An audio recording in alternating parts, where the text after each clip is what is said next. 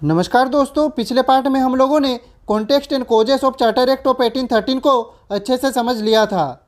तो चलिए अब बात करते हैं चार्टर एक्ट 1813 के इम्पोर्टेंट प्रोविजंस और इसका लॉन्ग टर्म इम्पैक्ट इंडिया पर।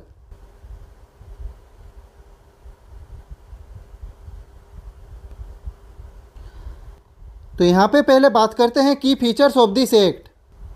यहाँ पे पहला पॉइंट है monopoly of the company is ended except tea and China trade, यानी कि ईस्ट इंडिया कंपनी का भारत के साथ ट्रेड पर जो एक्सक्लूसिव कंट्रोल था उसे इस एक्ट से हटा दिया गया। अब ब्रिटिश प्राइवेट मर्चेंट्स भी इंडिया के साथ फ्रीली ट्रेड कर सकते थे, लेकिन टी ट्रेड और चाइना के साथ ट्रेड पर अब भी कंपनी का मोनोपोली बना रहा, क्योंकि ये दोनों बहुत प्रॉफिटेबल थे। नेक्स्ट पॉइंट है British crown sovereignty is asserted. तो देखिए, इस एक्ट ने यह क्लियर कर दिया कि इंडिया सिर्फ कंपनी की प्रॉपर्टी नहीं है, बल्कि ब्रिटिश क्राउन की सोवरेंटी के अंडर है। इस एक्ट के बाद कंपनी एडमिनिस्ट्रेटर के रोल में नहीं थी, असली पावर पार्लियामेंट और ब्रिटिश गवर्नमेंट के पास थी।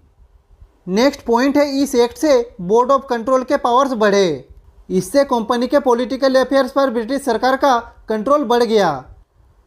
अब कॉमर्शियल और पॉलिटिकल डिसीजंस पे ब्रिटिश पार्लियामेंट का इन्फ्लुएंस ज़्यादा था।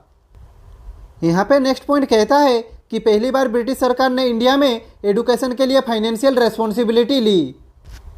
इस एक्ट ने ये प्रोविज़न दिया कि हर साल 1 लाख रुपये इंडियन एजुकेशन के प्रमोशन के लिए दिए जाए। ये इंडियन एजुकेशन सिस्टम में स्टेट इंटरवेंशन का पहला स्टेप था।